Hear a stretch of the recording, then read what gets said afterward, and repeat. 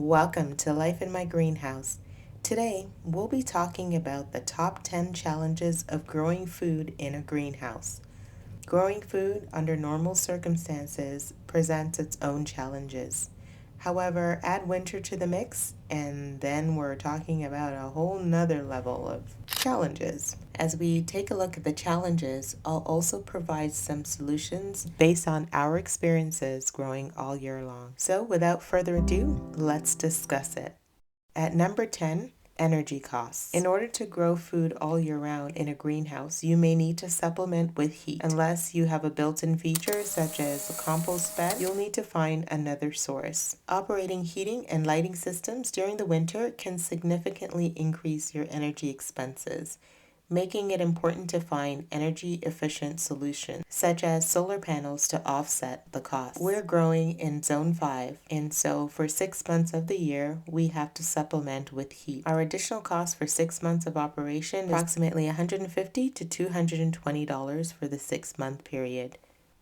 During the summer months, we grow in our outside garden and use the greenhouse minimally.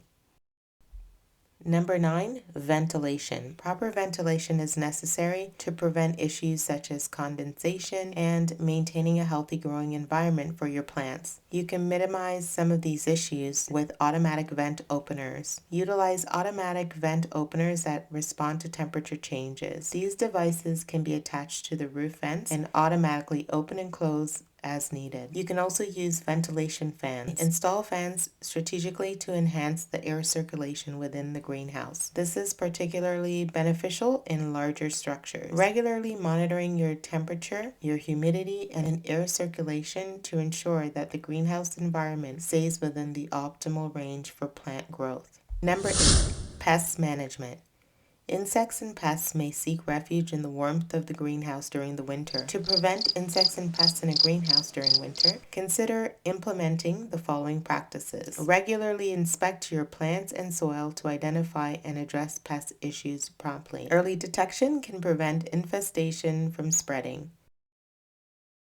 Quarantine any plants that seem to have a problem to ensure that they don't spread to your other plants. Keep your greenhouse as tidy and clean as possible by removing plant debris, fallen leaves, and weeds. Pests often hide in these areas, so maintaining cleanliness reduces their hiding spots. Introduce natural predators such as beneficial insects like ladybugs or predatory mites. Place sticky traps strategically throughout the greenhouse to catch flying insects. This is effective for controlling pests like whiteflies and aphids. Use organic solutions like neem oil or insecticidal soap to deter and control pests. These substances are less harmful to plants and the environment compared to chemical pesticides. Try companion planting. Planting companion crops that repel or distract pests can be beneficial. For example, marigolds and basil can help repel certain insects. Avoid overwatering as it can create conditions to favor certain pests. Water plants at their base and not on the foliage to minimize moisture on leaves. Introduce beneficial nematodes to the soil, which can help control pests like fungus gnats and other soil-dwelling insects. If a plant is heavily infested, consider isolating it from other plants until the issue's resolved. This prevents pests from spreading to healthy plants. By combining these methods, you can create an environment that discourages pests and promotes a healthier, pest-resistant greenhouse during the winter. Number 7, watering challenges. Dealing with watering challenges in a greenhouse during winter involves addressing issues related to frozen water sources, potential overwatering, and finding the right balance. Here are some tips. Protect water sources from freezing by insulating pipes or using heated water lines. This ensures a consistent water supply for your plants. Regularly monitor the temperature inside the greenhouse. Adjust watering schedules based on the temperature fluctuations to avoid frozen soil or excessive moisture. Adjust the frequency of watering based on the specific needs of your plants and the environmental conditions. Winter often requires less frequent watering due to the lower evaporation rates. Water plants during the daytime to allow the soil surface to dry before the nighttime, reducing the risk of fungal diseases associated with prolonged moisture. Be cautious not to overwater, as excess moisture in cold conditions can lead to root rot and other issues. Allow the soil to partially dry between watering sessions. Direct water at the base of your plants rather than on the plant leaves. You can also use watering trays and water from the bottom up. Apply a layer of mulch on the soil surface to help retain moisture. Mulch also provides insulation, protecting the roots from extreme temperature fluctuations. Use well-drained soil mixes to prevent waterlogged conditions. Consider installing a drip irrigation system that delivers water directly to the root zone. If possible, water early in the day when the temperatures are relatively higher. This allows the soil to absorb the moisture before colder temperatures at night. Number 6, plant selection. Choosing the correct cold hardy plants suited for your zone is essential for successful winter greenhouse gardening. Be sure to do your research to find plants that are native or thrive in your zone. Identify which zone you live in. This information will help you understand the typical temperature ranges for your area. Look for plants that are known to thrive in your zone during the winter. Cold hardy varieties are better suited to withstand lower temperatures. If you need help, consult a local expert in your nurseries or agricultural extension offices. They can provide valuable insights into plants that have proven successful in your specific region. Certain areas in your greenhouse may experience slightly different conditions, and you can choose plants accordingly. You might have hot pockets or cold pockets within your greenhouse walls. Evaluate the sunlight exposure and assess the amount of sunlight your greenhouse receives during different seasons. Choose plants that match the sunlight requirements of your specific location. Some plants may prefer well-draining soil, while others thrive in more moisture-retaining environments. So be sure to check that out. Look for plants that can tolerate the lowest winter temperatures in your zone. This information is often provided on plant labels or in gardening resources. Select native plants, which are often well adapted to local conditions. Explore plants native to your region as they may naturally thrive in your zone. You can also experiment with a variety of different plants in your greenhouse and keep records of their growth, the health, and any challenges they face. Join local gardening communities and connect with local gardening forums, where members share experiences and recommendations for plants that thrive in your specific zone. Number 5, snow load. If you're in a region such as mine that receives heavy snowfall, be aware that heavy snowfall can accumulate on your greenhouse structure, risking damage. Having a sloped roof will help with snow removal as gravity will carry some of the load. However, regular snow removal may be essential depending on where you live. Number 4, insulation. Greenhouses need proper insulation to retain heat and reduce energy costs, as cold temperatures can lead to heat loss. Insulating your greenhouse is crucial for maintaining a stable and favorable environment for plant growth, especially during colder months. Here are some effective ways to insulate your greenhouse. Use double-layered polyethylene foam for covering the greenhouse. This creates an air space between the layers, providing additional insulation. Apply bubble wrap to the interior of the greenhouse frame. This simple and cost-effective method adds an extra layer of insulation and helps retain heat. Place row covers over sensitive plants during the colder periods.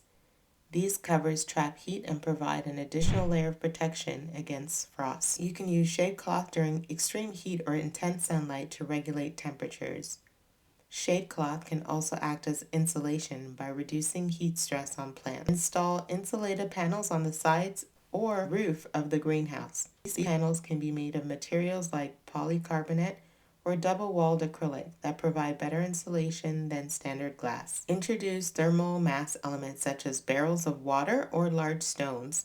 These materials absorb heat during the day and release it at night, helping to stabilize temperatures. You can also use straw bales to insulate your walls. This natural renewable material provides excellent insulation. You can also apply weather stripping to seal gaps and cracks in the greenhouse structure. This prevents drafts and minimizes heat loss. Install heating systems such as electric heaters or radiant floor heating to maintain a consistent temperature inside the greenhouse during the cold periods. Apply reflective materials like foil or reflective paints to surfaces. These materials can redirect, amplify available sunlight, enhancing the greenhouse overall insulation. Number 3, another major challenge is humidity control. Balancing humidity levels is crucial to prevent issues like fungal diseases and promote healthy plant growth, especially when heating systems can dry the air out. Here are some ways to control humidity and reduce the risk of fungal issues. Use an exhaust fan. This is particularly important during periods of high humidity or when the greenhouse is closed to retain heat. Install automatic ventilation systems that respond to humidity levels. Properly distribute heat through the greenhouse. Cold spots can lead to condensation, promoting fungal growth. Use fans to circulate warm air. Regularly monitor the humidity in your greenhouse. Number 2, light availability. Winter days are shorter, posing a challenge for providing sufficient sunlight. Supplemental lighting in a greenhouse is essential, especially during periods of low natural light.